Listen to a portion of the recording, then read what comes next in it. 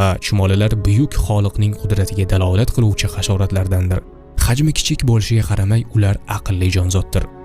Ko'zga chalinmaydigan darajada kichik asab tolalaridan hosil bo'lgan miya sohibi bo'lgan bu mavjudotlar aql bovar qilmaydigan g'aroyib hodisalarni namoyon etadilar. Chumolilar nozik tebranishlarini ham ajrata oladilar. Ular biror bir yirtqich hayvonning yoki qandaydir xatarning natijasida kelib chiqadigan tebranishni payqaydilar va hujumga qarshi hozirlik ko'radilar. Qur'oni Karimda shu mitti jonzotning nomi bilan atalgan butun boshli sura bor.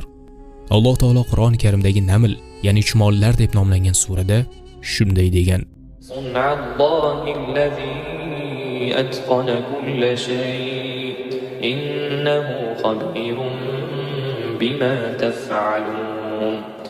Bu har bir narsani puxta qiladigan Allohning san'atidir.